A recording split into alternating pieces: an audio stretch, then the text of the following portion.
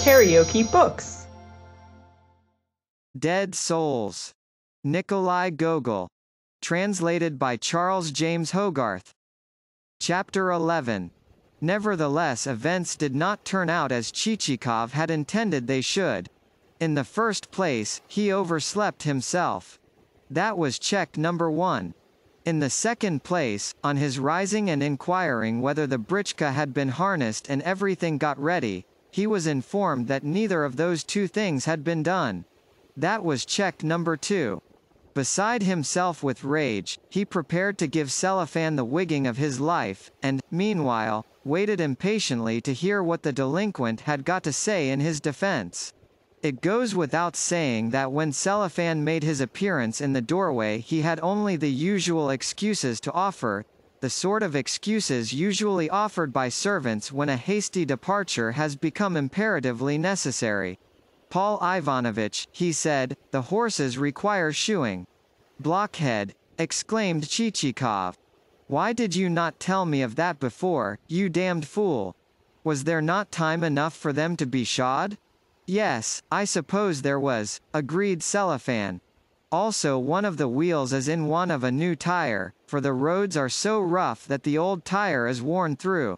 Also, the body of the britchka is so rickety that probably it will not last more than a couple of stages." "Rascal!" shouted Chichikov, clenching his fists and approaching Cellophane in such a manner that, fearing to receive a blow, the man backed and dodged aside. "Do you mean to ruin me, and to break all our bones on the road, you cursed idiot? For these 3 weeks past you have been doing nothing at all. Yet now, at the last moment, you come here stammering and playing the fool.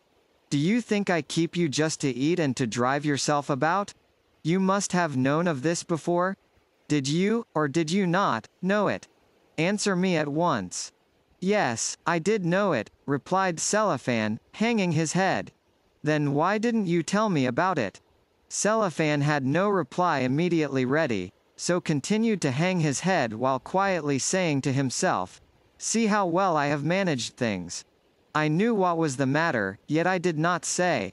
And now," continued Chichikov, "go you at once and fetch a blacksmith. Tell him that everything must be put right within 2 hours at the most. Do you hear? If that should not be done, I will give you the best flogging that ever you had in your life."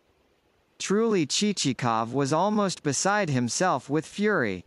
Turning towards the door, as though for the purpose of going and carrying out his orders, Cellophane halted and added, "That skewbald, Baron, you might think it well to sell him, seeing that he is nothing but a rascal.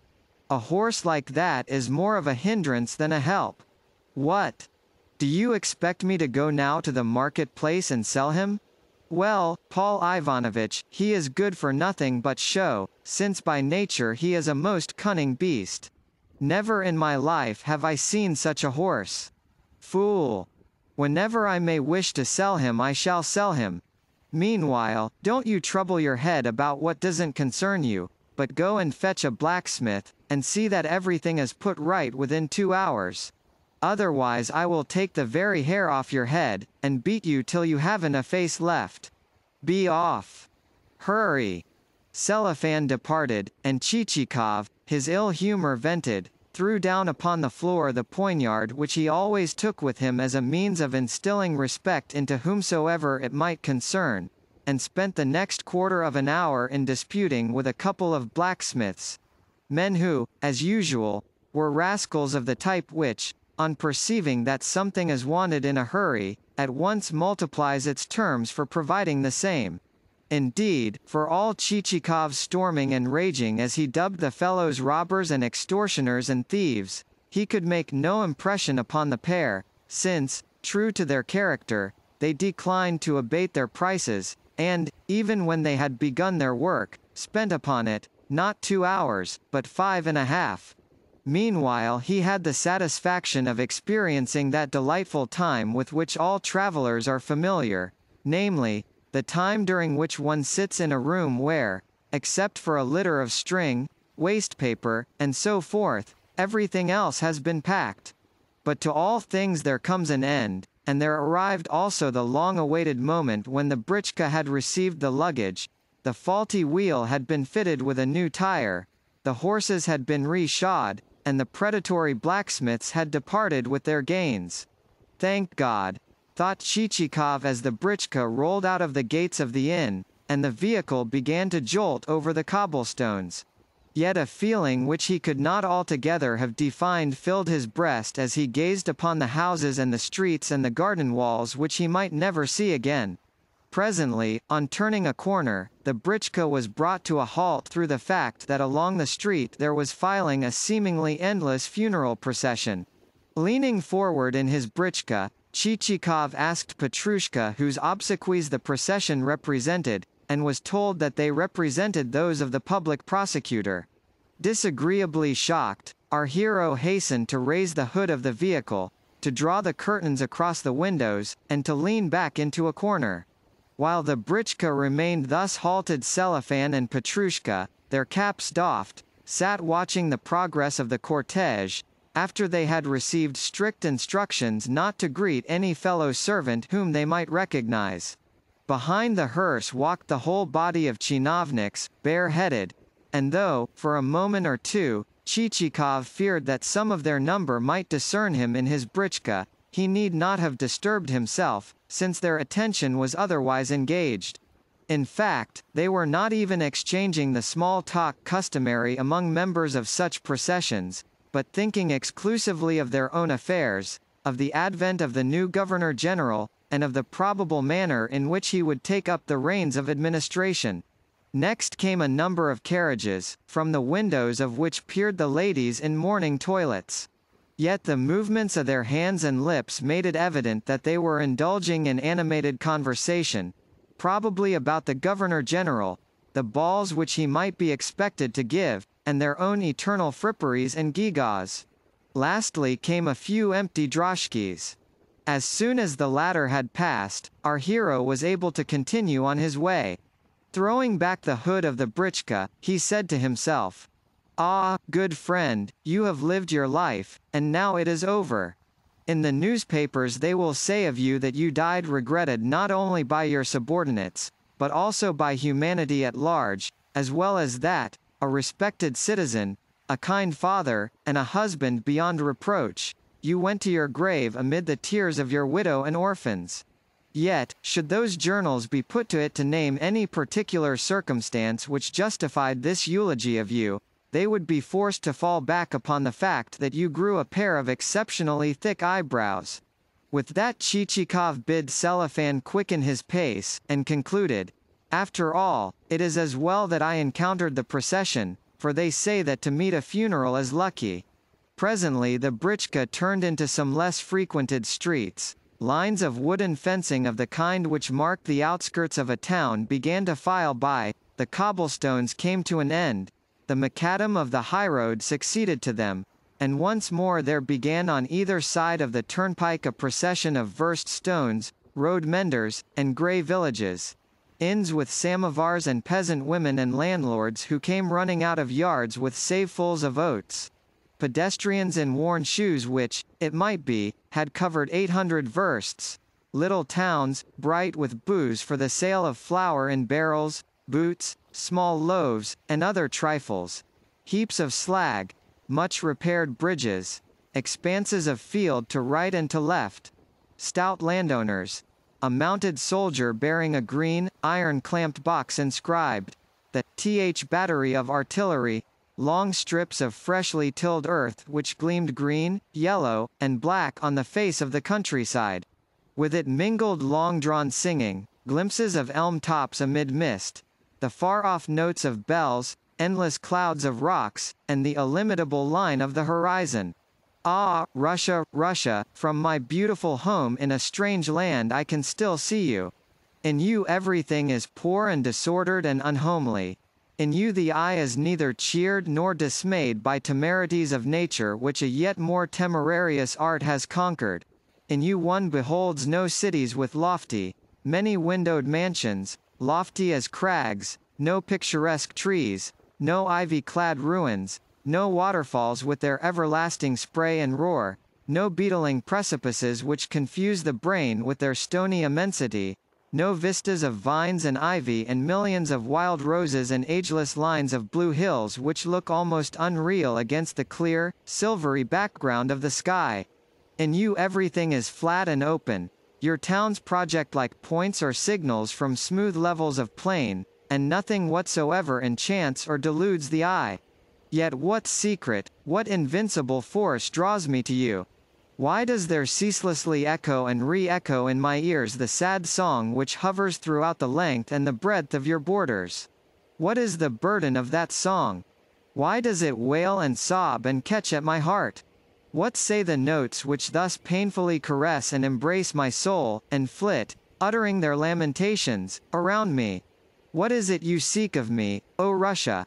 What is the hidden bond which subsists between us? Why do you regard me as you do? Why does everything within you turn upon me eyes full of yearning? Even at this moment, as I stand dumbly, fixedly, perplexedly contemplating your vastness, a menacing cloud, charged with gathering rain, seems to overshadow my head. What is it that your boundless expanses presage? Do they not presage that one day there will arise in you ideas as boundless as yourself? Do they not presage that one day you too will know no limits?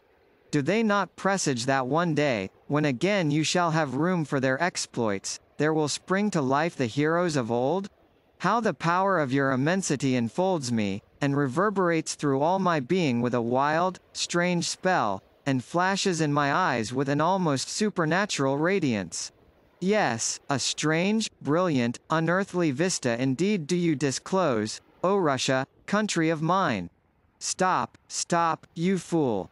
Shouted Chichikov to Selifan, and even as he spoke a troika, bound on government business, came chattering by, and disappeared in a cloud of dust. To Chichikov's curses at Selifan for not having drawn out of the way with more alacrity a rural constable with mustaches of the length of an arshin added his quota. What a curious and attractive, yet also what an unreal, fascination the term, highway, connotes. And how interesting for its own sake as a highway. Should the day be a fine one, though chilly, in mellowing autumn, press closer your traveling cloak, and draw down your cap over your ears, and snuggle cozily, comfortably into a corner of the britchka before a last shiver shall course through your limbs, and the ensuing warmth shall put to flight the autumnal cold and damp. As the horses gallop on their way, how delightfully will drowsiness come stealing upon you, and make your eyelids droop. For a while, through your somnolence, you will continue to hear the hard breathing of the team and the rumbling of the wheels, but at length, sinking back into your corner, you will relapse into the stage of snoring. And when you awake, behold! You will find that 5 stages have slipped away, and that the moon is shining, and that you have reached a strange town of churches and old wooden cupolas and blackened spires and white, half-timbered houses. And as the moonlight glints hither and thither, almost you will believe that the walls and the streets and the pavements of the place are spread with sheets shot with coal-black shadows which make the wooden roofs look all the brighter under the slanting beams of the pale luminary. Nowhere is a soul to be seen, for every one is plunged in slumber. Yet no. In a solitary window a light is flickering where some good burgher is mending his boots, or a baker drawing a batch of dough. O night and powers of heaven, how perfect is the blackness of your infinite vault! How lofty, how remote its inaccessible depths where it lies spread in an intangible, yet audible, silence. Freshly does the lulling breath of night blow in your face, until once more you relapse into snoring oblivion, and your poor neighbor turns angrily in his corner as he begins to be conscious of your weight. Then again you awake, but this time to find yourself confronted with only fields and steppes. Everywhere in the ascendant is the desolation of space. But suddenly the ciphers on a versed stone leap to the eye. Morning is rising, and on the chill, gradually paling line of the horizon you can see gleaming a faint gold streak. The wind freshens and grows keener, and you snuggle closer in your cloak. Yet how glorious is that freshness, and how marvelous the sleep in which once again you become enfolded. A jolt! and for the last time you return to consciousness. By now the sun is high in the heavens, and you hear a voice cry, "Gently, gently," as a farm wagon issues from a by-road. Below, enclosed within an ample dike, stretches a sheet of water which glistens like copper in the sunlight. Beyond, on the side of a slope, lie some scattered peasants' huts, a manor house, and, flanking the latter, a village church with its cross flashing like a star. There also comes wafted to your ear the sound of peasants' laughter, while in your inner man you are becoming conscious of an appetite which is not to be withstood. O long-drawn highway, how excellent you are! How often have I in weariness and despondency set forth upon your length, and found in you salvation and rest! How often, as I followed your leading, have I been visited with wonderful thoughts and poetic dreams and curious, wild impressions! At this moment our friend Chichikov also was experiencing visions of a not wholly prosaic nature. Let us peep into his soul and share them. At first he remained unconscious of anything whatsoever, for he was too much engaged in making sure that he was really clear of the town. But as soon as he saw that it had completely disappeared, with its mills and factories and other urban appurtenances, and that even the steeples of the white stone churches had sunk below the horizon, he turned his attention to the road, and the town of N. vanished from his thoughts as completely as though he had not seen it since childhood. Again, in its turn, the road ceased to interest him, and he began to close his eyes and to loll his head against the cushions.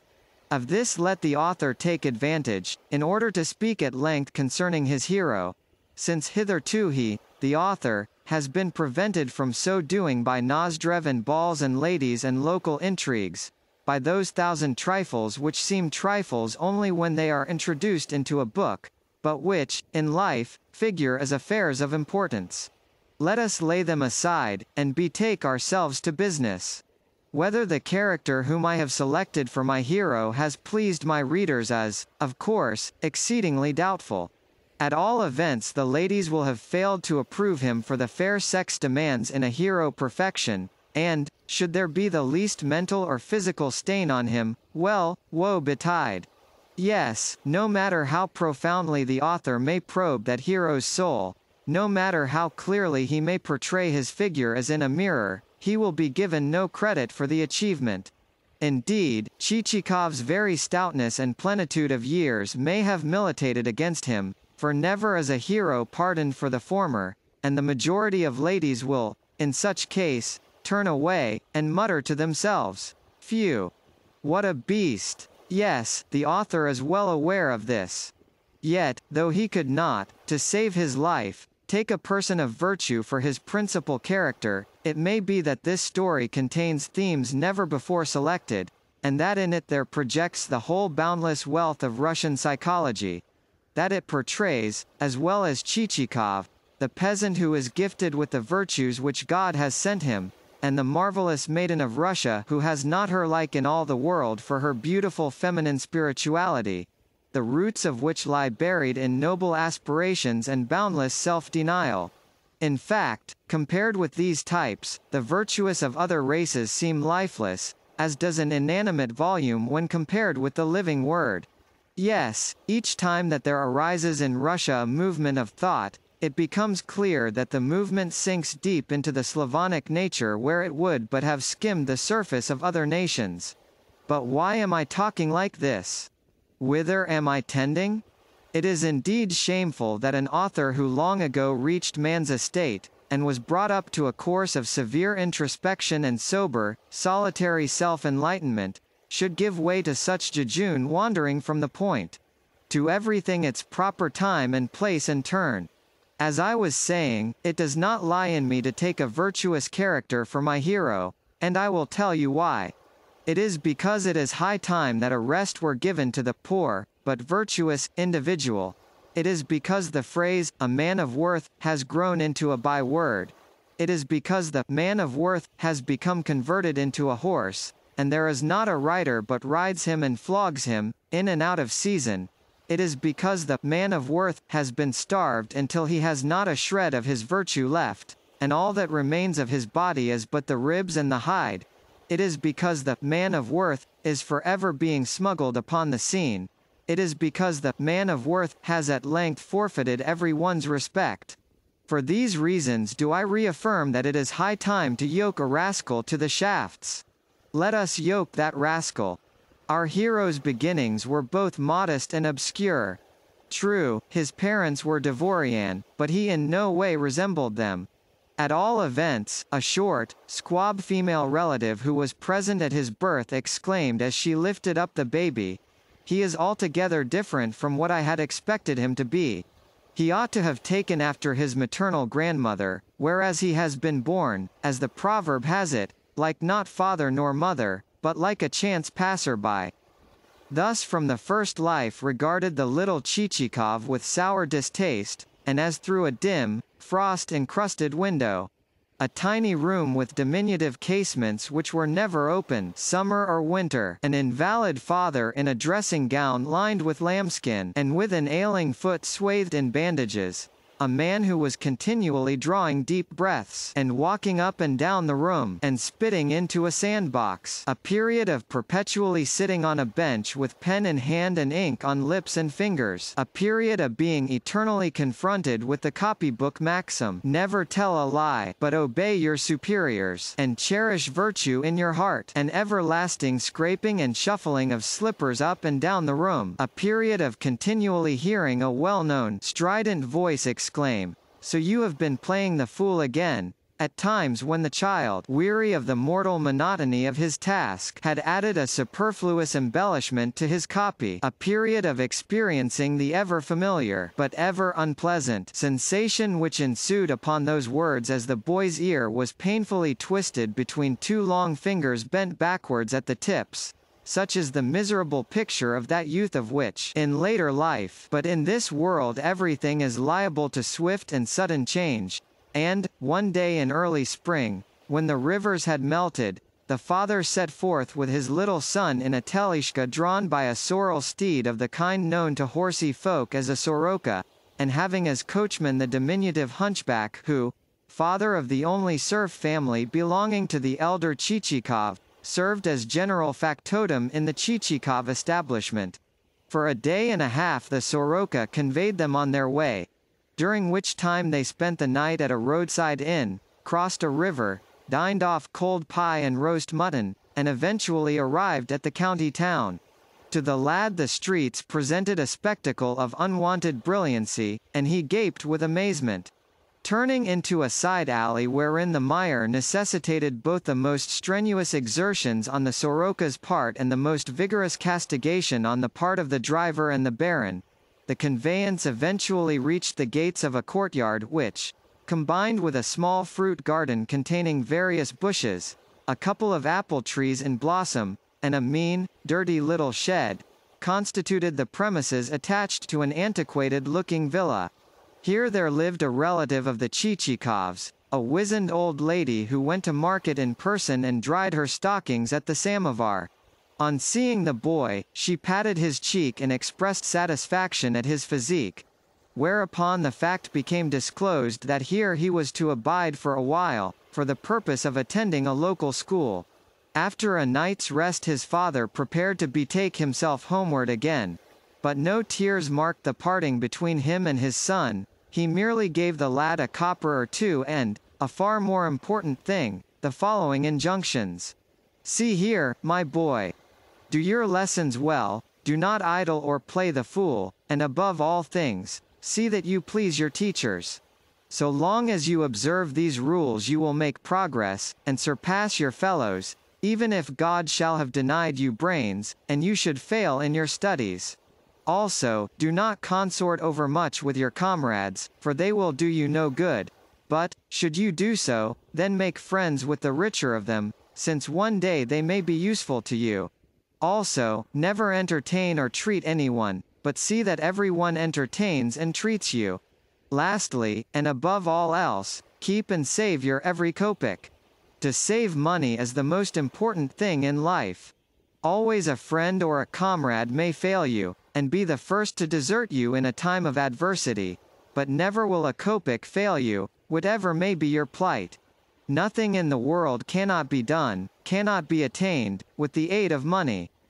These injunctions given, the father embraced his son, and set forth on his return, and though the son never again beheld his parent, the latter's words and precepts sank deep into the little Chichikov's soul. The next day young Pavlushka made his first attendance at school. But no special aptitude in any branch of learning did he display. Rather, his distinguishing characteristics were diligence and neatness. On the other hand, he developed great intelligence as regards the practical aspect of life. In a trice he divined and comprehended how things ought to be worked, and, from that time forth, bore himself towards his school fellows in such a way that, though they frequently gave him presents, he not only never returned the compliment, but even on occasions pocketed the gifts for the mere purpose of selling them again. Also, boy though he was, he acquired the art of self-denial.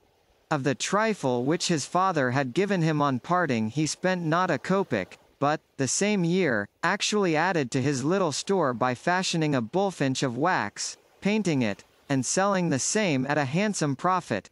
Next, as time went on, he engaged in other speculations, in particular, in the scheme of buying up eatables, taking his seat in class beside boys who had plenty of pocket money, and, as soon as such opulent individuals showed signs of failing attention, and, therefore, of growing appetite, tendering them, from beneath the desk, a roll of pudding or a piece of gingerbread, and charging according to degree of appetite and size of portion. He also spent a couple of months in training a mouse, which he kept confined in a little wooden cage in his bedroom. At length, when the training had reached the point that, at the several words of command, the mouse would stand upon its hind legs, lie down, and get up again, he sold the creature for a respectable sum. Thus, in time, his gains attained the amount of 5 rubles, whereupon he made himself a purse and then started to fill a second receptacle of the kind. Still more studied was his attitude towards the authorities. No one could sit more quietly in his place on the bench than he. In the same connection it may be remarked that his teacher was a man who, above all things, loved peace and good behavior, and simply could not abide clever, witty boys, since he suspected them of laughing at him. Consequently any lad who had once attracted the master's attention with a manifestation of intelligence needed but to shuffle in his place, or unintentionally to twitch an eyebrow, for the said master at once to burst into a rage, to turn the supposed offender out of the room, and to visit him with unmerciful punishment. "Ah, my fine fellow," he would say, "I'll cure you of your impudence and want of respect. I know you through and through far better than you know yourself, and will take good care that you have to go down upon your knees and curb your appetite." Whereupon the wretched lad would, for no cause of which he was aware, be forced to wear out his breeches on the floor and go hungry for days. Talents and gifts, the schoolmaster would declare, are so much rubbish. I respect only good behavior, and shall award full marks to those who conduct themselves properly, even if they fail to learn a single letter of their alphabet. Whereas to those in whom I may perceive a tendency to jocularity I shall award nothing, even though they should outdo Solon himself. For the same reason he had no great love of the author Krylov, in that the latter says in one of his fables, "In my opinion, the more one sings, the better one works," and often the pedagogue would relate how, in a former school of his, the silence had been such that a fly could be heard buzzing on the wing, and for the space of a whole year not a single pupil sneezed or coughed in class, and so complete was the absence of all sound that no one could have told that there was a soul in the place. Of this mentor young Chichikov speedily appraised the mentality, wherefore he fashioned his behavior to correspond with it. Not an eyelid, not an eyebrow, would he stir during school hours, howsoever many pinches he might receive from behind, and only when the bell rang would he run to anticipate his fellows in handing the master the 3-cornered cap which that dignitary customarily sported, and then to be the first to leave the classroom, and contrive to meet the master not less than 2 or 3 times as the latter walked homeward, in order that, on each occasion, he might doff his cap. and the scheme proved entirely successful. Throughout the period of his attendance at school he was held in high favor, and, on leaving the establishment, received full marks for every subject, as well as a diploma and a book inscribed, in gilt letters, for exemplary diligence and the perfection of good conduct. By this time he had grown into a fairly good-looking youth of the age when the chin first calls for a razor, and at about the same period his father died, leaving behind him, as his estate, 4 waistcoats completely worn out, 2 ancient frock-coats, and a small sum of money. Apparently he had been skilled only in recommending the saving of kopecks, not in actually practicing the art. Upon that Chichikov sold the old house and its little parcel of land for 1,000 rubles, and removed, with his one serf and the serf's family, to the capital, where he set about organizing a new establishment and entering the civil service. Simultaneously with his doing so, his old schoolmaster lost, through stupidity or otherwise, the establishment over which he had hitherto presided, and in which he had set so much store by silence and good behavior. Grief drove him to drink, and when nothing was left, even for that purpose, he retired, ill, helpless, and starving, into a broken-down, cheerless hovel. But certain of his former pupils, the same clever, witty lads whom he had once been wont to accuse of impertinence and evil conduct generally, heard of his pitiable plight, and collected for him what money they could, even to the point of selling their own necessaries. Only Chichikov, when appealed to, pleaded inability, and compromised with a contribution of a single piatak, which his old schoolfellows straightway returned him, full in the face, and accompanied with a shout of, "Oh, you skinflint!" As for the poor schoolmaster, when he heard what his former pupils had done, he buried his face in his hands, and the tears gushed from his failing eyes as from those of a helpless infant. "God has brought you but to weep over my deathbed," he murmured feebly, and added with a profound sigh, on hearing of Chichikov's conduct, "Ah, Pavlushka, how a human being may become changed! Once you were a good lad, and gave me no trouble, but now you are become proud indeed." Yet let it not be inferred from this that our hero's character had grown so blasé and hard, or his conscience so blunted, as to preclude his experiencing a particle of sympathy or compassion. As a matter of fact, he was capable both of the one and the other, and would have been glad to assist his old teacher had no great sum been required, or had he not been called upon to touch the fund which he had decided should remain intact. In other words, the father's injunction, "Guard and save every kopeck," had become a hard and fast rule of the son's. Yet the youth had no particular attachment to money for money's sake. He was not possessed with the true instinct for hoarding and niggardliness.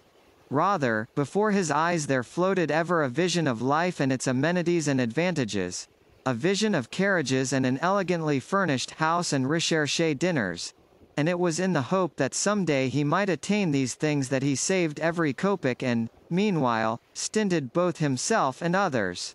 Whenever a rich man passed him by in a splendid droshky drawn by swift and handsomely caparisoned horses, he would halt as though deep in thought, and say to himself, like a man awakening from a long sleep, "That gentleman must have been a financier, he has so little hair on his brow." In short, everything connected with wealth and plenty produced upon him an ineffaceable impression. Even when he left school he took no holiday, so strong in him was the desire to get to work and enter the civil service. Yet, for all the encomiums contained in his diploma, he had much ado to procure a nomination to a government department, and only after a long time was a minor post found for him, at a salary of 30 or 40 rubles a year. Nevertheless, wretched though this appointment was, he determined, by strict attention to business, to overcome all obstacles, and to win success. And, indeed, the self-denial, the patience, and the economy which he displayed were remarkable. From early morn until late at night he would, with indefatigable zeal of body and mind, remain immersed in his sordid task of copying official documents, never going home, snatching what sleep he could on tables in the building, and dining with the watchman on duty. Yet all the while he contrived to remain clean and neat, to preserve a cheerful expression of countenance, and even to cultivate a certain elegance of movement. In passing, it may be remarked that his fellow chinovniks were a peculiarly plain, unsightly lot, some of them having faces like badly baked bread, swollen cheeks, receding chins, and cracked and blistered upper lips. Indeed, not a man of them was handsome. Also, their tone of voice always contained a note of sullenness, as though they had a mind to knock some one on the head, and by their frequent sacrifices to Bacchus they showed that even yet there remains in the Slavonic nature a certain element of paganism. Nay, the director's room itself they would invade while still licking their lips, and since their breath was not over aromatic, the atmosphere of the room grew not over pleasant. Naturally, among such an official staff a man like Chichikov could not fail to attract attention and remark, since in everything, in cheerfulness of demeanor, in suavity of voice, and in complete neglect of the use of strong potions, he was the absolute antithesis of his companions. Yet his path was not an easy one to tread, for over him he had the misfortune to have placed in authority a chief clerk who was a graven image of elderly insensibility and inertia. Always the same, always unapproachable, this functionary could never in his life have smiled or asked civilly after an acquaintance's health. Nor had any one ever seen him a whit different in the street or at his own home from what he was in the office, or showing the least interest in anything whatever, or getting drunk and relapsing into jollity in his cups, or indulging in that species of wild gaiety which, when intoxicated, even a burglar affects. No, not a particle of this was there in him.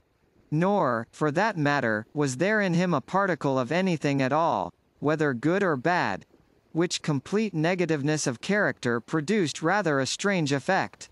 In the same way, his wizened, marble-like features reminded one of nothing in particular, so primly proportioned were they. Only the numerous pockmarks and dimples with which they were pitted placed him among the number of those over whose faces, to quote the popular saying, "The devil has walked by night to grind peas."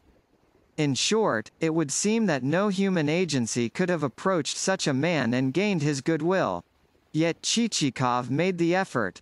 As a first step, he took to consulting the other's convenience in all manner of insignificant trifles, to cleaning his pens carefully, and, when they had been prepared exactly to the chief clerk's liking, laying them ready at his elbow, to dusting and sweeping from his table all superfluous sand and tobacco ash, to procuring a new mat for his inkstand, to looking for his hat, the meanest-looking hat that ever the world beheld, and having it ready for him at the exact moment when business came to an end, to brushing his back if it happened to become smeared with whitewash from a wall.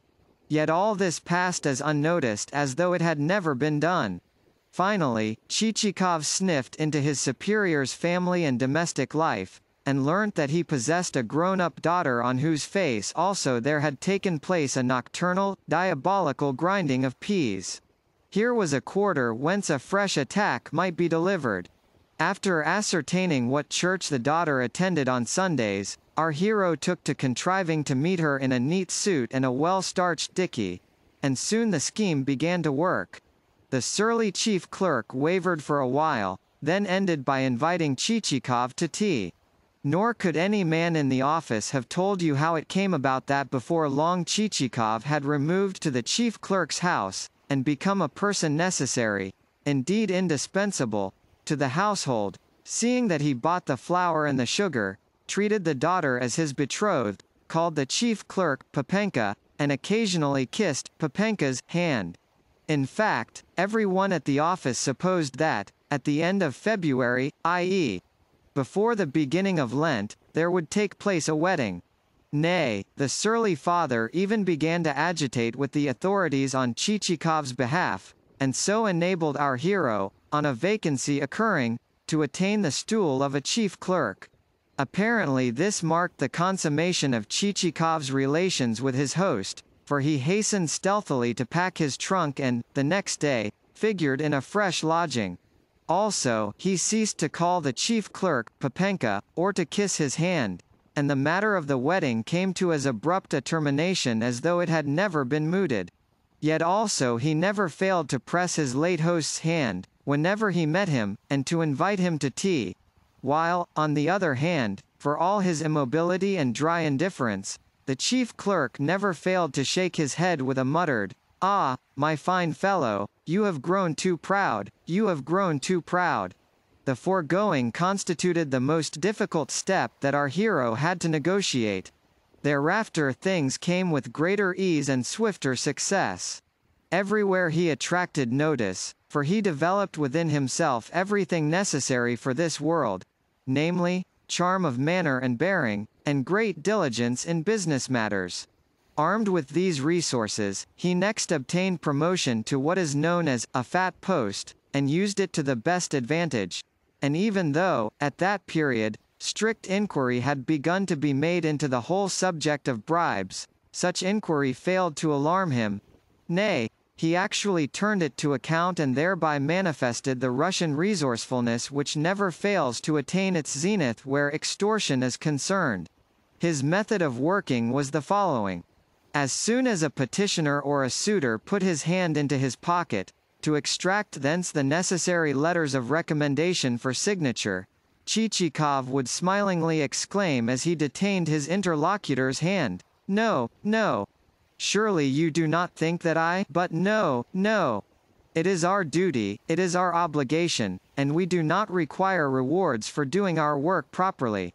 So far as your matter is concerned, you may rest easy. Everything shall be carried through tomorrow. But may I have your address? There is no need to trouble yourself, seeing that the documents can easily be brought to you at your residence." Upon which the delighted suitor would return home in raptures, thinking, "Here, at long last, is the sort of man so badly needed. A man of that kind is a jewel beyond price." Yet for a day, for 2 days, nay, even for 3, the suitor would wait in vain so far as any messengers with documents were concerned. Then he would repair to the office, to find that his business had not so much as been entered upon. Lastly, he would confront the jewel beyond price. "Oh, pardon me, Chichikov would exclaim in the politest of tones as he seized and grasped the visitor's hands. "The truth is that we have such a quantity of business on hand. But the matter shall be put through tomorrow, and in the meanwhile I am most sorry about it." And with this would go the most fascinating of gestures.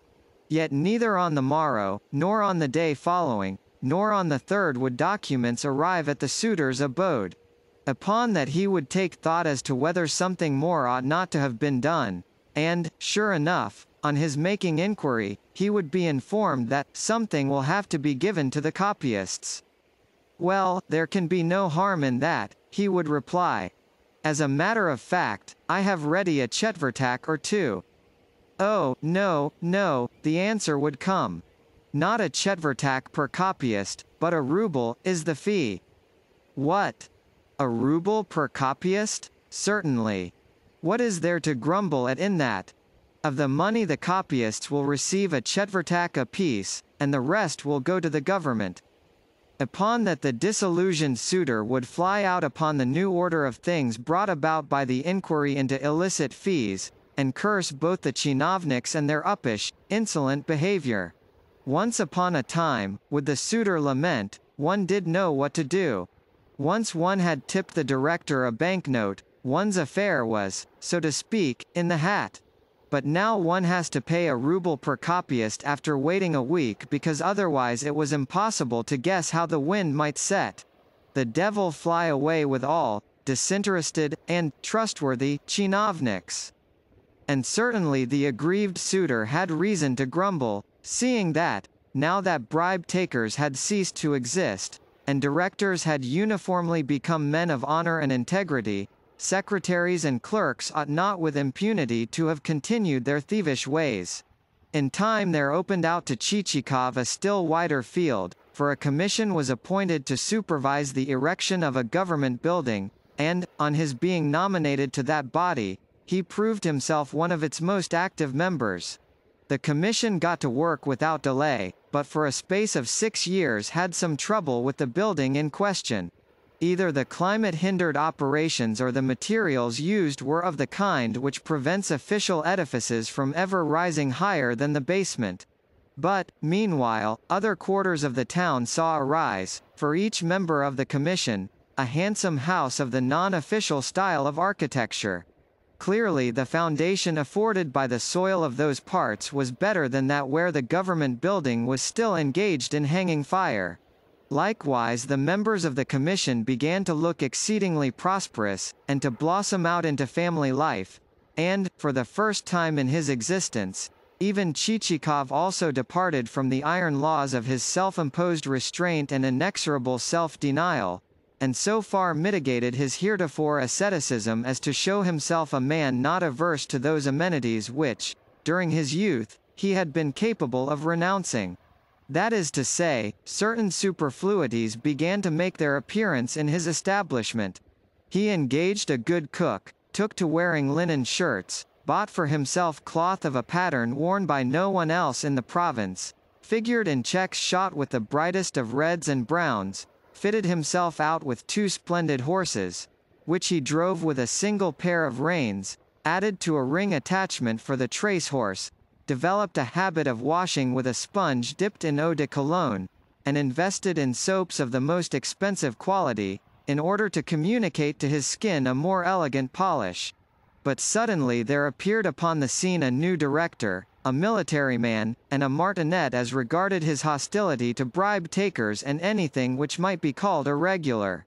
On the very day after his arrival he struck fear into every breast by calling for accounts, discovering hosts of deficits and missing sums, and directing his attention to the aforesaid fine houses of civilian architecture.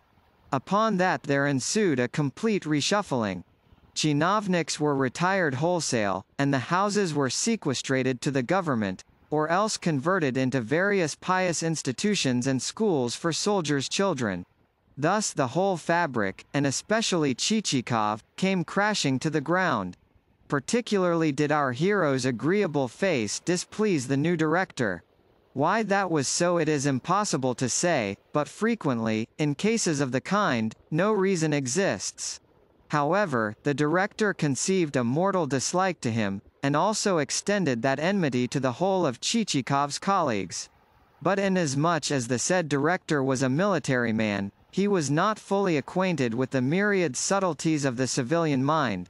Wherefore it was not long before, by dint of maintaining a discreet exterior, added to a faculty for humoring all and sundry, a fresh gang of chinovniks succeeded in restoring him to mildness, and the general found himself in the hands of greater thieves than before, but thieves whom he did not even suspect, seeing that he believed himself to have selected men fit and proper, and even ventured to boast of possessing a keen eye for talent. In a trice the chinovniks concerned appraised his spirit and character, with the result that the entire sphere over which he ruled became an agency for the detection of irregularities. Everywhere, and in every case, were those irregularities pursued as a fisherman pursues a fat sturgeon with a gaff, and to such an extent did the sport prove successful that almost in no time each participator in the hunt was seen to be in possession of several thousand rubles of capital. Upon that a large number of the former band of chinovniks also became converted to paths of rectitude, and were allowed to re-enter the service. But not by hook or by crook could Chichikov worm his way back, even though, incited thereto by sundry items of paper currency, the general's first secretary and principal bear leader did all he could on our hero's behalf. It seemed that the general was the kind of man who, though easily led by the nose, provided it was done without his knowledge, no sooner got an idea into his head than it stuck there like a nail, and could not possibly be extracted, and all that the wily secretary succeeded in procuring was the tearing up of a certain dirty fragment of paper, even that being effected only by an appeal to the general's compassion, on the score of the unhappy fate which, otherwise, would befall Chichikov's wife and children, who, luckily, had no existence in fact. Well, said Chichikov to himself, I have done my best, and now everything has failed. Lamenting my misfortune won't help me, but only action. And with that he decided to begin his career anew, and once more to arm himself with the weapons of patience and self-denial. The better to effect this, he had, of course, to remove to another town. Yet somehow, for a while, things miscarried. More than once he found himself forced to exchange one post for another, and at the briefest of notice, and all of them were posts of the meanest, the most wretched, order. Yet, being a man of the utmost nicety of feeling, the fact that he found himself rubbing shoulders with anything but nice companions did not prevent him from preserving intact his innate love of what was decent and seemly, or from cherishing the instinct which led him to hanker after office fittings of lacquered wood, with neatness and orderliness everywhere. Nor did he at any time permit a foul word to creep into his speech, and would feel hurt even if in the speech of others there occurred a scornful reference to anything which pertained to rank and dignity. Also, the reader will be pleased to know that our hero changed his linen every other day, and in summer, when the weather was very hot, every day, seeing that the very faintest suspicion of an unpleasant odor offended his fastidiousness. For the same reason it was his custom, before being valeted by Petrushka, always to plug his nostrils with a couple of cloves. In short, there were many occasions when his nerves suffered rackings as cruel as a young girl's, and so helped to increase his disgust at having once more to associate with men who set no store by the decencies of life. Yet, though he braced himself to the task, this period of adversity told upon his health, and he even grew a trifle shabby. More than once, on happening to catch sight of himself in the mirror, he could not forbear exclaiming, "Holy Mother of God, but what a nasty-looking brute I have become!" And for a long while afterwards could not with anything like sang-froid contemplate his reflection. Yet throughout he bore up stoutly and patiently, and ended by being transferred to the Customs Department. It may be said that the department had long constituted the secret goal of his ambition, for he had noted the foreign elegancies with which its officials always contrived to provide themselves, and had also observed that invariably they were able to send presents of china and cambric to their sisters and aunts, well, to their lady friends generally. Yes, more than once he had said to himself with a sigh, "That is the department to which I ought to belong, for, given a town near the frontier, and a sensible set of colleagues, I might be able to fit myself out with excellent linen shirts." Also, it may be said that most frequently of all had his thoughts turned towards a certain quality of French soap which imparted a peculiar whiteness to the skin and a peerless freshness to the cheeks. Its name is known to God alone, but at least it was to be procured only in the immediate neighborhood of the frontier. So, as I say, Chichikov had long felt a leaning towards the customs, but for a time had been restrained from applying for the same by the various current advantages of the building commission, since rightly he had adjudged the latter to constitute a bird in the hand, and the former to constitute only a bird in the bush. But now he decided that, come what might, into the customs he must make his way. And that way he made, and then applied himself to his new duties with a zeal born of the fact that he realized that fortune had specially marked him out for a customs officer. Indeed, such activity, perspicuity, and ubiquity as his had never been seen or thought of. Within 4 weeks at the most he had so thoroughly got his hand in that he was conversant with customs procedure in every detail. Not only could he weigh and measure, but also he could divine from an invoice how many arshins of cloth or other material a given piece contained, and then, taking a roll of the latter in his hand, could specify at once the number of pounds at which it would tip the scale. As for searchings, well, even his colleagues had to admit that he possessed the nose of a veritable bloodhound, and that it was impossible not to marvel at the patience wherewith he would try every button of the suspected person, yet preserve, throughout, a deadly politeness and an icy sang-froid which surpass belief. And while the searched were raging, and foaming at the mouth, and feeling that they would give worlds to alter his smiling exterior with a good, resounding slap, he would move not a muscle of his face, nor abate by a jot the urbanity of his demeanor, as he murmured, do you mind so far incommoding yourself as to stand up, or, pray step into the next room, madam, where the wife of one of our staff will attend you, or, pray allow me to slip this penknife of mine into the lining of your coat, after which he would extract thence shawls and towels with as much nonchalance as he would have done from his own travelling trunk. Even his superiors acknowledged him to be a devil at the job, rather than a human being, so perfect was his instinct for looking into cart wheels, carriage poles, horses' ears, and places whither an author ought not to penetrate even in thought, places whither only a customs official is permitted to go. The result was that the wretched traveller who had just crossed the frontier would, within a few minutes, become wholly at sea, and, wiping away the perspiration, and breaking out into body flushes, would be reduced to crossing himself and muttering, "Well, well, well." In fact, such a traveller would feel in the position of a schoolboy who, having been summoned to the presence of the headmaster for the ostensible purpose of being given order, has found that he receives, instead, a sound flogging. In short, for some time Chichikov made it impossible for smugglers to earn a living. In particular, he reduced Polish Jewry almost to despair, so invincible, so almost unnatural, was the rectitude, the incorruptibility which led him to refrain from converting himself into a small capitalist with the aid of confiscated goods and articles which, to save excessive clerical labor, had failed to be handed over to the government. Also, without saying it goes that such phenomenally zealous and disinterested service attracted general astonishment, and, eventually, the notice of the authorities. Whereupon he received promotion, and followed that up by mooting a scheme for the infallible detection of contrabandists, provided that he could be furnished with the necessary authority for carrying out the same. At once such authority was accorded him, as also unlimited power to conduct every species of search and investigation. And that was all he wanted. It happened that previously there had been formed a well-found association for smuggling on regular, carefully prepared lines, and that this daring scheme seemed to promise profit to the extent of some millions of money.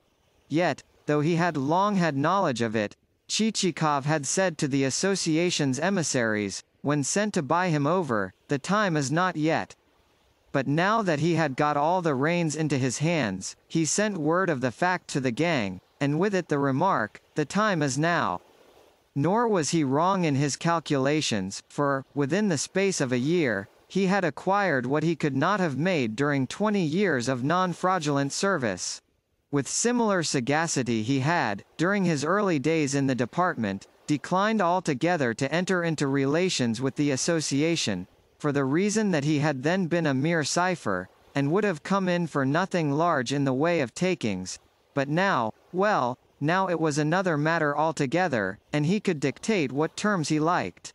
Moreover, that the affair might progress the more smoothly, he suborned a fellow chinovnik of the type which, in spite of grey hairs, stands powerless against temptation, and, the contract concluded, the association duly proceeded to business. Certainly business began brilliantly.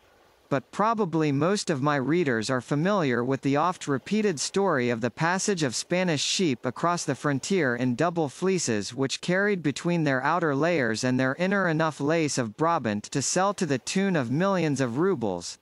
Wherefore I will not recount the story again beyond saying that those journeys took place just when Chichikov had become head of the customs, and that, had he not a hand in the enterprise, not all the Jews in the world could have brought it to success.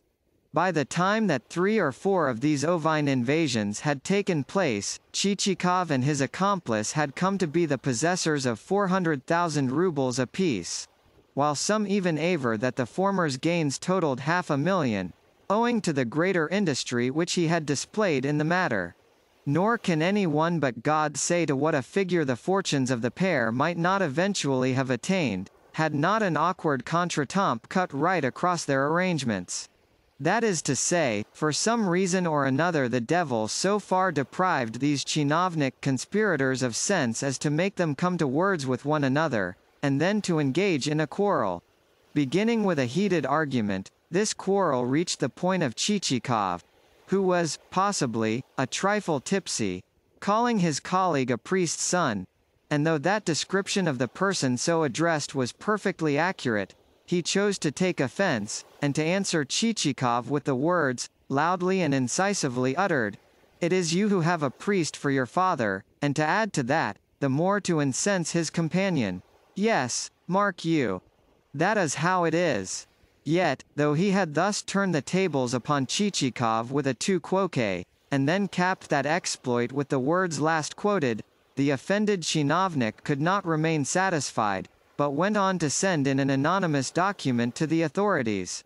On the other hand, some aver that it was over a woman that the pair fell out, over a woman who, to quote the phrase then current among the staff of the Customs Department, was as fresh and as strong as the pulp of a turnip, and that night birds were hired to assault our hero in a dark alley, and that the scheme miscarried, and that in any case both Chichikov and his friend had been deceived, seeing that the person to whom the lady had really accorded her favors was a certain staff captain named Shamsharev. However, only God knows the truth of the matter. Let the inquisitive reader ferret it out for himself. The fact remains that a complete exposure of the dealings with the contrabandists followed, and that the two chinovniks were put to the question, deprived of their property, and made to formulate in writing all that they had done. Against this thunderbolt of fortune the state councillor could make no headway, and in some retired spot or another sank into oblivion. But Chichikov put a brave face upon the matter, for, in spite of the authorities' best efforts to smell out his gains, he had contrived to conceal a portion of them, and also resorted to every subtle trick of intellect which could possibly be employed by an experienced man of the world who has a wide knowledge of his fellows. Nothing which could be effected by pleasantness of demeanor, by moving oratory, by clouds of flattery, and by the occasional insertion of a coin into a palm did he leave undone, with the result that he was retired with less ignominy than was his companion, and escaped actual trial on a criminal charge. Yet he issued stripped of all his capital, stripped of his imported effects, stripped of everything.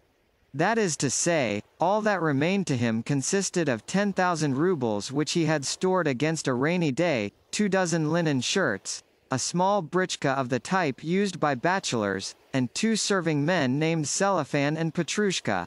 Yes, and an impulse of kindness moved the chinovniks of the customs also to set aside for him a few cakes of the soap which he had found so excellent for the freshness of the cheeks. Thus once more our hero found himself stranded. And what an accumulation of misfortunes had descended upon his head! Though, true, he termed them, suffering in the service in the cause of truth. Certainly one would have thought that, after these buffetings and trials and changes of fortune, after this taste of the sorrows of life, he and his precious 10,000 rubles would have withdrawn to some peaceful corner in a provincial town, where, clad in a stuff dressing gown, he could have sat and listened to the peasants quarrelling on festival days, or, for the sake of a breath of fresh air, have gone in person to the poulterers to finger chickens for soup, and so have spent a quiet, but not wholly useless, existence. But nothing of the kind took place, and therein we must do justice to the strength of his character. In other words, although he had undergone what, to the majority of men, would have meant ruin and discouragement and a shattering of ideals, he still preserved his energy. True, downcast and angry, and full of resentment against the world in general, he felt furious with the injustice of fate, and dissatisfied with the dealings of men, yet he could not forbear courting additional experiences. In short, the patience which he displayed was such as to make the wooden persistency of the German, a persistency merely due to the slow, lethargic circulation of the Teuton's blood, seem nothing at all, seeing that by nature Chichikov's blood flowed strongly, and that he had to employ much force of will to curb within himself those elements which longed to burst forth and revel in freedom. He thought things over, and, as he did so, a certain spice of reason appeared in his reflections. "How have I come to be what I am?" he said to himself. "Why has misfortune overtaken me in this way? Never have I wronged a poor person, or robbed a widow, or turned anyone out of doors. I have always been careful only to take advantage of those who possess more than their share. Moreover, I have never gleaned anywhere but where everyone else was gleaning, and, had I not done so, others would have gleaned in my place. Why, then, should those others be prospering, and I be sunk as low as a worm? What am I? What am I good for? How can I, in future, hope to look any honest father of a family in the face? How shall I escape being tortured with the thought that I am cumbering the ground? What, in the years to come, will my children say, save that, our father was a brute, for he left us nothing to live upon? Here I may remark that we have seen how much thought Chichikov devoted to his future descendants. Indeed, had not there been constantly recurring to his mind the insistent question, "What will my children say?" he might not have plunged into the affair so deeply. Nevertheless, like a wary cat which glances hither and thither to see whether its mistress be not coming before it can make off with whatsoever first falls to its paw, butter, fat, lard, a duck, or anything else, so our future founder of a family continued, though weeping and bewailing his lot, to let not a single detail escape his eye. That is to say, he retained his wits ever in a state of activity, and kept his brain constantly working. All that he required was a plan. Once more he pulled himself together, once more he embarked upon a life of toil, once more he stinted himself in everything, once more he left clean and decent surroundings for a dirty, mean existence. In other words, until something better should turn up, he embraced the calling of an ordinary attorney, a calling which, not then possessed of a civic status, was jostled on every side, enjoyed little respect at the hands of the minor legal fry, or, indeed, at its own, and perforce met with universal slights and rudeness. But sheer necessity compelled Chichikov to face these things. Among commissions entrusted to him was that of placing in the hands of the public trustee several hundred peasants who belonged to a ruined estate. The estate had reached its parlous condition through cattle disease, through rascally bailiffs, through failures of the harvest, through such epidemic diseases that had killed off the best workmen, and, last, but not least, through the senseless conduct of the owner himself, who had furnished a house in Moscow in the latest style, and then squandered his every kopeck, so that nothing was left for his further maintenance, and it became necessary to mortgage the remains, including the peasants, of the estate. In those days mortgage to the treasury was an innovation looked upon with reserve, and, as attorney in the matter, Chichikov had first of all to entertain every official concerned. We know that, unless that be previously done, unless a whole bottle of Madeira first be emptied down each clerical throat, not the smallest legal affair can be carried through, and to explain, for the barring of future attachments, that half of the peasants were dead. And are they entered on the revision lists? Asked the secretary. Yes, replied Chichikov. Then what are you boggling at? Continued the secretary. Should one soul die, another will be born, and in time grow up to take the first one's place. Upon that there dawned on our hero one of the most inspired ideas which ever entered the human brain. What a simpleton I am, he thought to himself. Here am I looking about for my mittens when all the time I have got them tucked into my belt.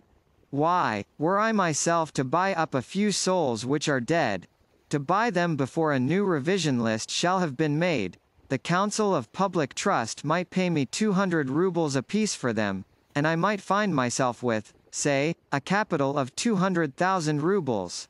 The present moment is particularly propitious, since in various parts of the country there has been an epidemic, and, glory be to God, a large number of souls have died of it.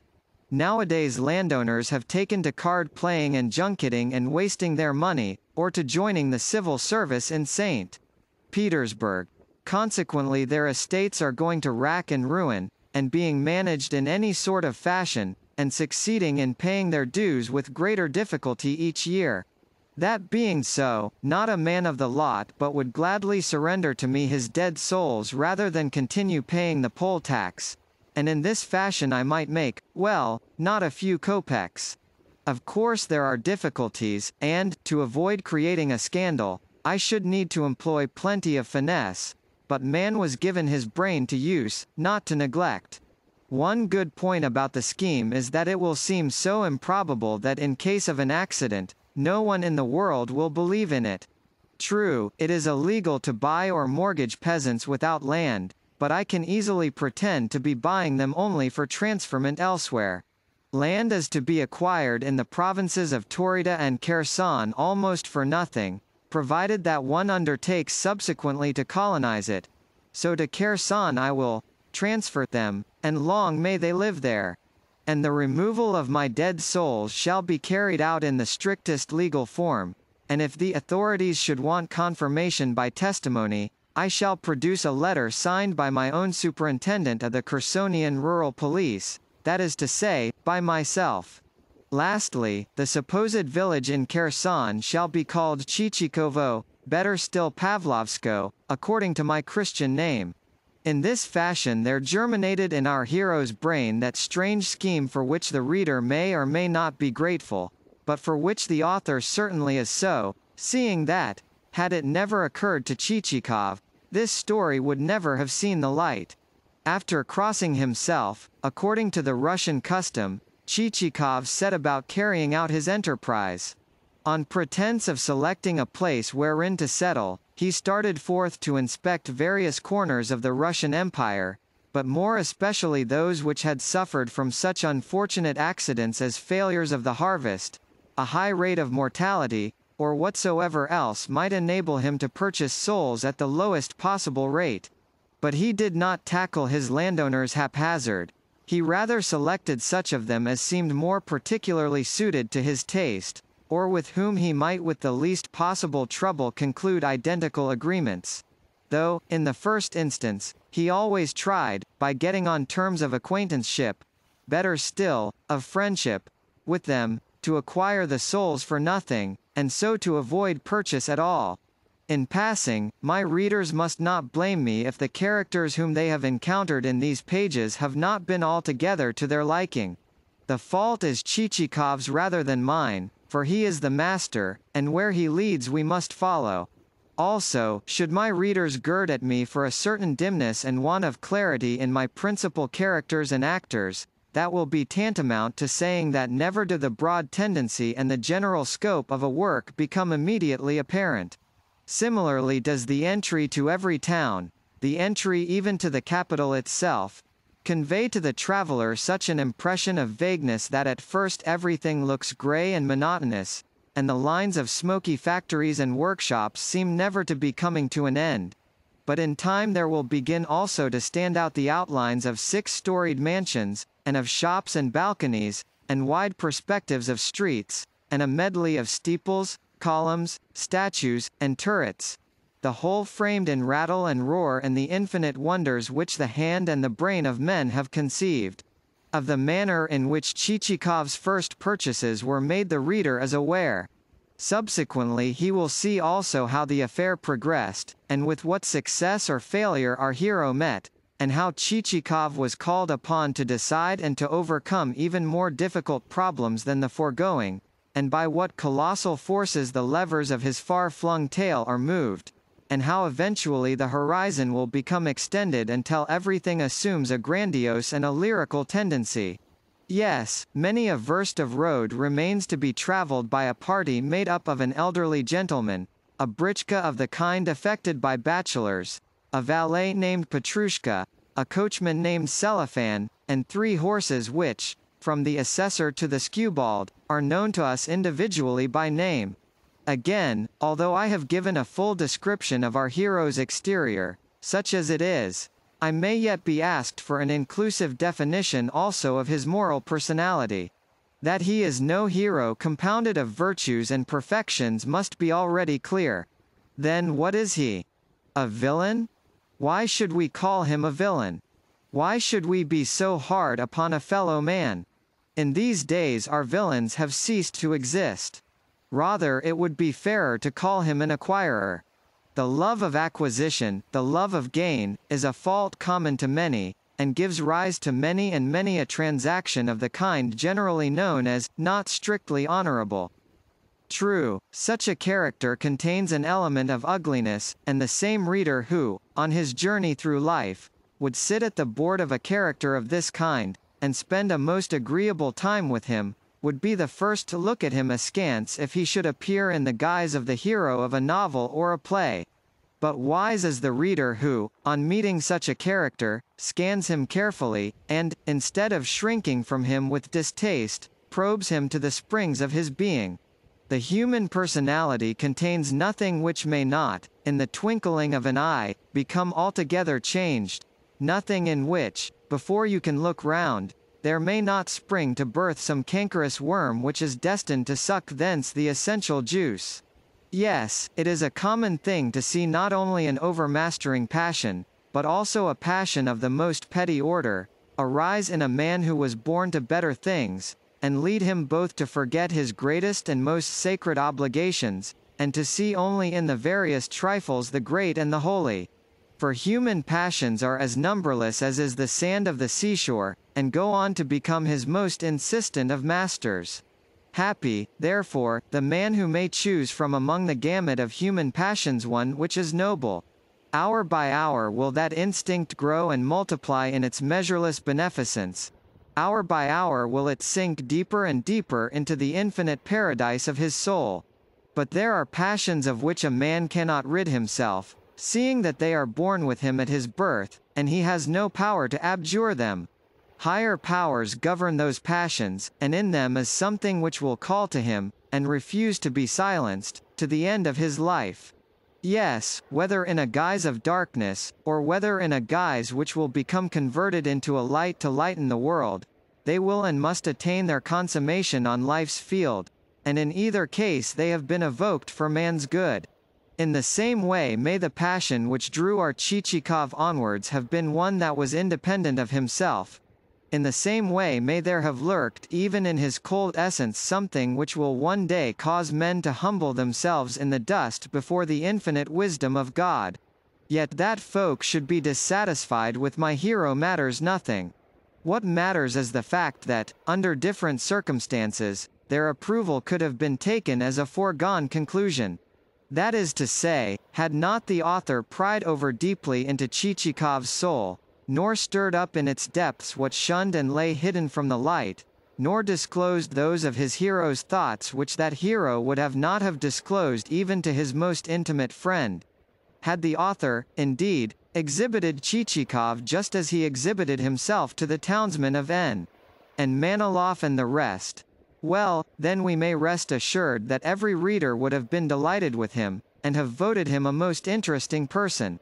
For it is not nearly so necessary that Chichikov should figure before the reader as though his form and person were actually present to the eye as that, on concluding a perusal of this work, the reader should be able to return, unharrowed in soul, to that cult of the card table which is the solace and delight of all good Russians. Yes, readers of this book, none of you really care to see humanity revealed in its nakedness. Why should we do so? You say. What would be the use of it? Do we not know for ourselves that human life contains much that is gross and contemptible? Do we not with our own eyes have to look upon much that is anything but comforting? Far better would it be if you would put before us what is comely and attractive, so that we might forget ourselves a little. In the same fashion does a landowner say to his bailiff, "Why do you come and tell me that the affairs of my estate are in a bad way? I know that without your help. Have you nothing else to tell me? Kindly allow me to forget the fact, or else to remain in ignorance of it, and I shall be much obliged to you." Whereafter the said landowner probably proceeds to spend on his diversion the money which ought to have gone towards the rehabilitation of his affairs. Possibly the author may also incur censure at the hands of those so-called patriots, who sit quietly in corners, and become capitalists through making fortunes at the expense of others. Yes, let but something which they conceive to be derogatory to their country occur, for instance, let there be published some book which voices the bitter truth, and out they will come from their hiding places like a spider which perceives a fly to be caught in its web.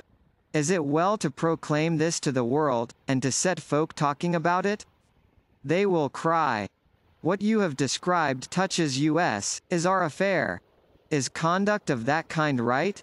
What will foreigners say? Does anyone care calmly to sit by and hear himself traduced? Why should you lead foreigners to suppose that all is not well with us, and that we are not patriotic? Well, to these sage remarks no answer can really be returned, especially to such of the above as refer to foreign opinion. But see here. There once lived in a remote corner of Russia 2 natives of the region indicated. One of those natives was a good man named Kifa Mokivich, and a man of kindly disposition. A man who went through life in a dressing gown, and paid no heed to his household, for the reason that his whole being was centered upon the province of speculation, and that, in particular, he was preoccupied with a philosophical problem usually stated by him thus: a beast, he would say, is born naked. Now, why should that be? Why should not a beast be born as a bird is born, that is to say, through the process of being hatched from an egg? Nature is beyond the understanding, however much one may probe her. This was the substance of Kifa Mokivich's reflections. But herein is not the chief point. The other of the pair was a fellow named Mofai Kifovich, and son to the first named. He was what we Russians call a hero, and while his father was pondering the parturition of beasts, his, the son's, lusty, 20-year-old temperament was violently struggling for development. Yet that son could tackle nothing without some accident occurring. At one moment would he crack someone's fingers in half, and at another would he raise a bump on somebody's nose, so that both at home and abroad everyone and everything, from the serving maid to the yard dog, fled on his approach, and even the bed in his bedroom became shattered to splinters. Such was Mofai Kifovich, and with it all he had a kindly soul. But herein is not the chief point. Good sir, good Kifa Mokivich, servants and neighbors would come and say to the father, "What are you going to do about your Moki Kifovich? We get no rest from him, he is so above himself." "That is only his play, that is only his play," the father would reply. "What else can you expect? It is too late now to start a quarrel with him, and, moreover, everyone would accuse me of harshness. True, he is a little conceited, but, were I to reprove him in public, the whole thing would become common talk, and folk would begin giving him a dog's name. And if they did that, would not their opinion touch me also, seeing that I am his father? Also, I am busy with philosophy, and have no time for such things. Lastly, Moki Kifovich is my son, and very dear to my heart." And, beating his breast, Kifa Mokivich again asserted that, even though his son should elect to continue his pranks, it would not be for him, for the father, to proclaim the fact, or to fall out with his offspring. And, this expression of paternal feeling uttered, Kifa Mokivich left Moki Kifovich to his heroic exploits, and himself returned to his beloved subject of speculation, which now included also the problem: suppose elephants were to take to being hatched from eggs, would not the shell of such eggs be of a thickness proof against cannonballs, and necessitate the invention of some new type of firearm? Thus at the end of this little story we have these two denizens of a peaceful corner of Russia looking thence, as from a window, in less terror of doing what was scandalous than of having it said of them that they were acting scandalously. Yes, the feeling animating our so-called patriots is not true patriotism at all. Something else lies beneath it. Who, if not an author, is to speak aloud the truth? Men like you, my pseudo-patriots, stand in dread of the eye which is able to discern, yet shrink from using your own, and prefer, rather, to glance at everything unheedingly. Yes, after laughing heartily over Chichikov's misadventures, and perhaps even commending the author for his dexterity of observation and pretty turn of wit, you will look at yourselves with redoubled pride and a self-satisfied smile, and add, "Well, we agree that in certain parts of the provinces there exist strange and ridiculous individuals, as well as unconscionable rascals. Yet which of you, when quiet, and alone, and engaged in solitary self-communion, would not do well to probe your own souls, and to put to yourselves the solemn question, is there not in me an element of Chichikov? For how should there not be? Which of you is not liable at any moment to be passed in the street by an acquaintance who, nudging his neighbor, may say of you, with a barely suppressed sneer, "Look! There goes Chichikov. That is Chichikov who has just gone by." But here are we talking at the top of our voices whilst all the time our hero lies slumbering in his britchka. Indeed, his name has been repeated so often during the recital of his life's history that he must almost have heard us. And at any time he is an irritable, irascible fellow when spoken of with disrespect. True, to the reader Chichikov's displeasure cannot matter a jot, but for the author it would mean ruin to quarrel with his hero, seeing that, arm in arm, Chichikov and he have yet far to go. "Tut, tut, tut," came in a shout from Chichikov. "Hi, Cellophane." "What is it?" came the reply, uttered with a drawl. "What is it? Why, how dare you drive like that? Come! Bestir yourself a little." And indeed, Cellophane had long been sitting with half-closed eyes, and hands which bestowed no encouragement upon his somnolent steeds save an occasional flicking of the reins against their flanks. Whilst Petrushka had lost his cap, and was leaning backwards until his head had come to rest against Chichikov's knees. A position which necessitated his being awakened with a cuff. Cellophane also roused himself, and apportioned to the skewbald a few cuts across the back of a kind which at least had the effect of inciting that animal to trot. And when, presently, the other two horses followed their companion's example, the light britchka moved forwards like a piece of thistledown. Cellophane flourished his whip and shouted, "Hi, hi!" as the inequalities of the road jerked him vertically on his seat. And meanwhile, reclining against the leather cushions of the vehicle's interior, Chichikov smiled with gratification at the sensation of driving fast.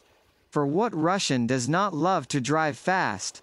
Which of us does not at times yearn to give his horses their head, and to let them go, and to cry, "To the devil with the world"? At such moments a great force seems to uplift one as on wings, and one flies, and everything else flies, but contrariwise, both the versed stones, and traders riding on the shafts of their wagons, and the forest with dark lines of spruce and fir amid which may be heard the axe of the woodcutter and the croaking of the raven. Yes, out of a dim, remote distance the road comes towards one, and while nothing save the sky and the light clouds through which the moon is cleaving her way seem halted, the brief glimpses wherein one can discern nothing clearly have in them a pervading touch of mystery. Ah, Troika, Troika, swift as a bird, who was it first invented you?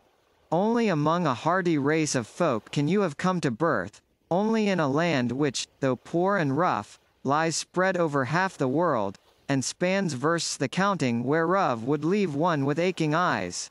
Nor are you a modishly fashioned vehicle of the road, a thing of clamps and iron.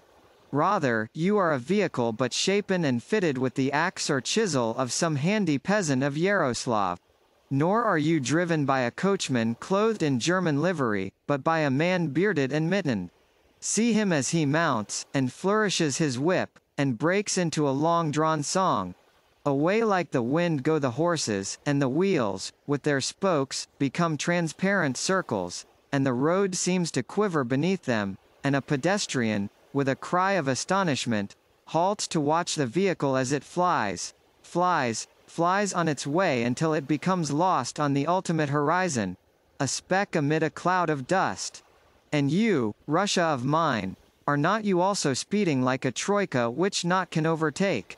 Is not the road smoking beneath your wheels, and the bridges thundering as you cross them, and everything being left in the rear, and the spectators, struck with the portent, halting to wonder whether you be not a thunderbolt launched from heaven? What does that awe-inspiring progress of yours foretell? What is the unknown force which lies within your mysterious steeds? Surely the winds themselves must abide in their manes, and every vein in their bodies be an ear stretched to catch the celestial message which bids them, with iron-girded breasts, and hooves which barely touch the earth as they gallop, fly forward on a mission of God. Whither, then, are you speeding, O Russia of mine? Whither? Answer me. But no answer comes, only the weird sound of your collar bells. Rent into 1,000 shreds, the air roars past you, for you are overtaking the whole world, and shall one day force all nations, all empires to stand aside, to give you way. KaraokeBooks.